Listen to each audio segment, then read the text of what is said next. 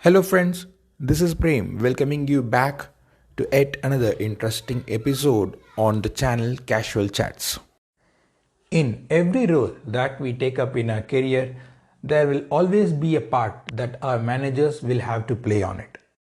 Whenever there has been scenarios where I had to go into a new project or switch on to a different company, my prime expectation would be how my new manager is going to be. As it is always said, however good or bad your organization's culture is, it is your manager who makes your life sweet or hard. In this podcast, I wanted to share my opinion on what good managerial skills are. In my personal experience, for the past 5 years, I have had an opportunity to lead a team of people. The team strength has varied from 2 to 10 people. The simple fact that even after moving to different projects and organizations, my team members are still in touch with me after many years. This gives me a sense of belief that I have been a good manager. Also, I have had an opportunity to work under at least a dozen different managers. Each one has been unique in their own way and has helped me mold and grow to the point where I am today.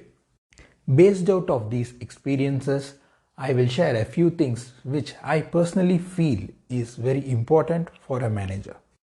Before we start, I would request you to update in the comment section two important traits that in your opinion every manager should possess. It would be interesting and knowledgeable to know how everyone feels. With that said, the very basic and primary quality that every manager should possess is to take ownership of the situations. In one of the projects that I was in, there was an issue that got created because of a small mistake which I had performed. As soon as I identified that there was something going wrong, I had taken up all the preventive measures that will have to be taken, and literally there was zero impact that was created because of it. At that point, I had two managers. One was technical and the other was operational. When I had taken this up to both of my managers, the reaction that I had from both of them were extremely different.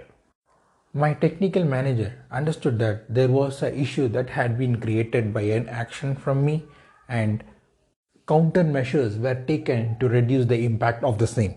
On the other hand, my operational manager did his part by reporting the issue to the senior management level, which definitely is the right thing to be done. What affected me at that time was the issue that I had created had only been portrayed, but the remediation that we had performed and reduced the impact was never portrayed. When I heard back from the senior management, it was like, you have created such a big issue and write down apology for the same. Exactly 4 months from the date of this incident, I ensured that I move away from that particular project. As a manager, I feel it becomes your primary responsibility to stand by your team when it is most needed. You are a manager and thereby you have the skill set to handle situations like this, which your reportees might not be able to handle.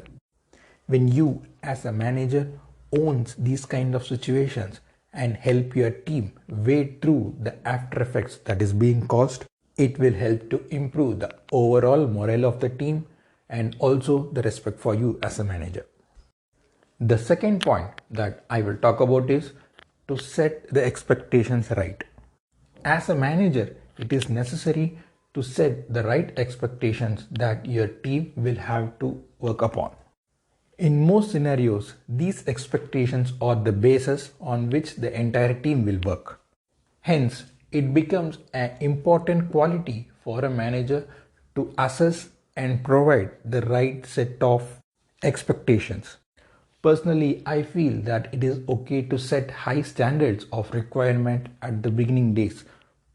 This will help us understand the capability of each employee in our team. And of course, we can reduce the standard at a later point of time as required. When people get used to lower standard of delivery, it is really hard to increase the quality at a later point.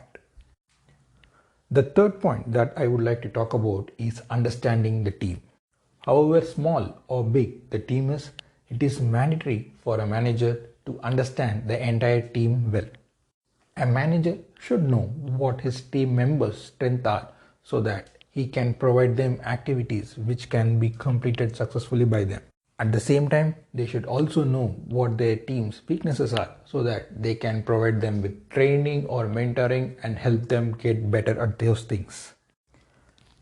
The fourth point that I feel is still important for a manager is to listen to the team. Somehow, culturally, it has been emphasized that the people in senior positions talk more and the people in junior positions talk less. This starts from school until your retirement. I feel as a manager, it is important that you let your team people speak. It could be technical chat, it could be casual chat, but when you just let them speak and listen to them, you will be able to understand what they think. This would help a manager understand what the aspiration of each employee in their team is. And with that, as managers, we could provide our knowledge and assistance to them so that they can achieve what they aspire to. The fifth point that I have is to respect your team's time. In modern day work culture, time is something that everyone has completely forgotten about.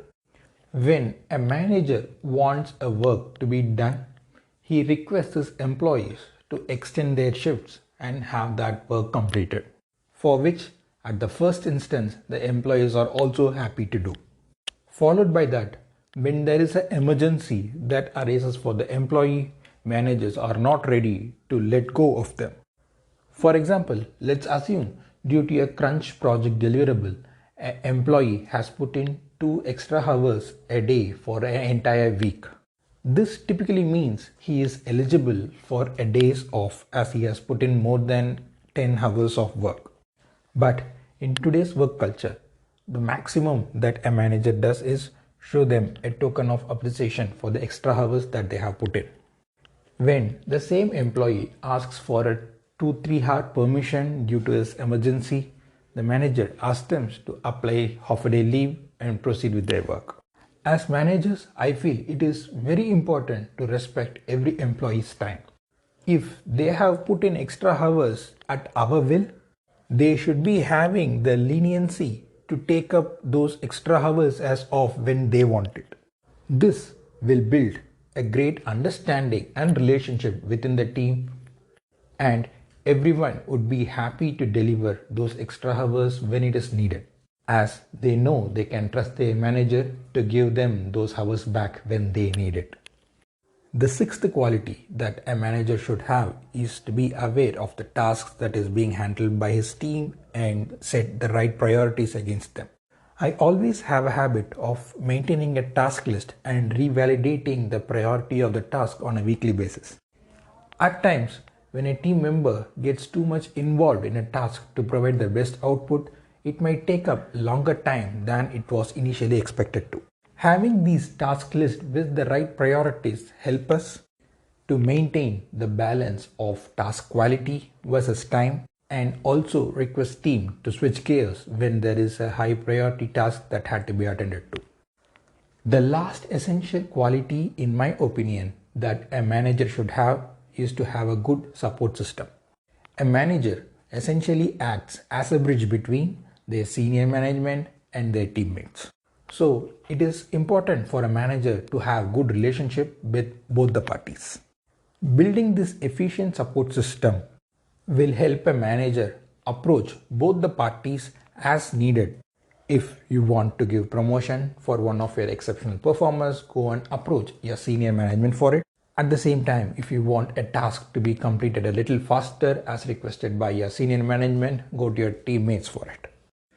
Thank you for listening to this episode of my podcast, and I sincerely hope I was able to add some value.